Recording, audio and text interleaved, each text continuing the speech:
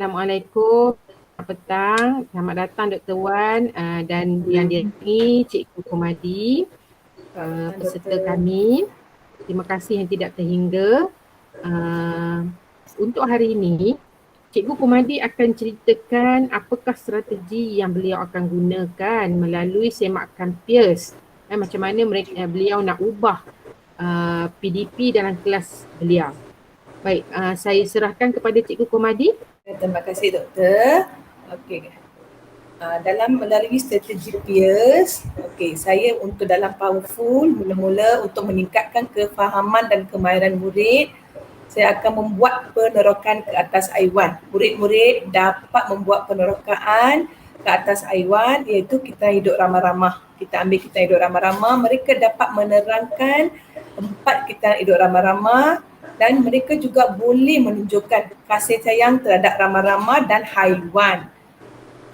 Saya juga akan menggunakan soalan berfikiran aras tinggi sepanjang PDP untuk meningkatkan kemahiran aras tinggi murid-murid.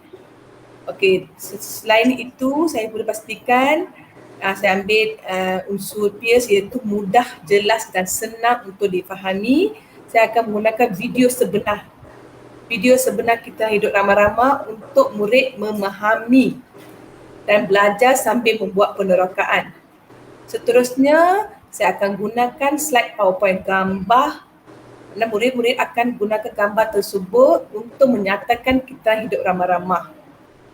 Manakala soalan kuis yang akan mempunyai gambar yang menunjukkan sikap kasih sayang. Murid-murid akan memilih gambar yang menunjukkan tingkah laku kasih sayang terhadap haiwan. Okey, seterusnya emotionally compelling. Okey, untuk ni mendapatkan kemahiran meneroka melalui pemerhatian video. Menanam sikap murid-murid terhadap haiwan iaitu menanam sikap kasih sayang. Saya akan bertanya soalan dan seterusnya akan berikan kuis. Mereka juga dapat menceritakan 4 tahap kita hidup ramah-ramah dengan baik. Setiap satu tahap mereka akan terangkan dengan baik. Okay, reachable, mengenal pasti strategi dan keberhasilan yang boleh diukur. Okey, saya akan menggunakan strategi iaitu penggunaan BBM. Strategi pertama penggunaan BBM, video kita hidup ramah-ramah agar murid dapat memerhati dan memahami kita hidup ramah-ramah. Seterusnya, menggunakan strategi soal jawab secara lisan untuk mendapatkan maklumat kefahaman murid terhadap kepentingan ramah-ramah kepada alam sekitar. Murid-murid dapat menyatakan kepentingan ramah-ramah itu mungkin dari segi madu, dari menjadi makanan kepada serangga lain, macam tu. Seterusnya, saya akan menggunakan slide PowerPoint agar murid boleh membuat sintesis melalui aktiviti menyusun proses kita hidup ramah-ramah. Dalam slide itu akan ada gambar di mana murid akan menyusun dan menyatakan proses kita hidup ramah-ramah. Yang last sekali, aktiviti quiz. Aktiviti quiz di mana murid-murid akan memilih tingkah laku yang menunjukkan kasih sayang terhadap haiwan. Okey, seterusnya student fokus, memberi fokus kepada keberhasilan terhadap pencapaian tingkah laku dan sikap. Okey, murid-murid dapat menjelaskan kita hidup ramah-ramah dengan baik. Yang ini melalui aktiviti menonton video. Seterusnya, menjelaskan 4 kita hidup ramah-ramah dengan baik melalui aktiviti menyusun gambar di slide. Saya akan tunjukkan gambar-gambar itu akan bercampur. Murid akan menyusun dan menjelaskan setiap kitaran. Mempamerkan sikap kasih sayang terhadap haiwan. Yang ini dapat dinilai melalui aktiviti soal jawab dan juga kuis. Murid akan memilih di mana gambar yang menunjukkan kasih sayang. Itu sahaja. Terima kasih. Baik, terima kasih yang tidak terhingga kepada Cikgu Komat. Kami jelas dan faham tentang strategi yang dilaksanakan. Cuma mari kita sama-sama tambah baik lagi strategi ni. Saya nak bagi soalan sedikitlah pada Cikgu Komat. Okey. Jadi bila Cikgu Komat dah jelaskan perkara ini, Cikgu Komat nak laksanakan secara kumpulan ke individu ke ataupun kumpulan kecil ke macam mana? Kumpulan kecil. Sebab saya akan adakan PDP ni 2 kali. So dia akan jalankan secara kumpulan kecil dalam lingkungan 10 murid satu kumpulan, yang kali kedua tu dalam lingkungan 10 murid. Boleh berfokus kepada semua murid. Okey. Jadi aktiviti tu, contoh kan aktiviti di sini aktiviti soal jawab. So aktiviti soal jawab tu dah fokus ke siapa nak pentaksiran yang nak dibuat dan siapa yang nak dipilih untuk ditafsir tu ke macam mana? Ya, berfokus sebab saya tidak boleh menilai semua murid sekali. Saya akan pilih murid tertentu untuk dinilai.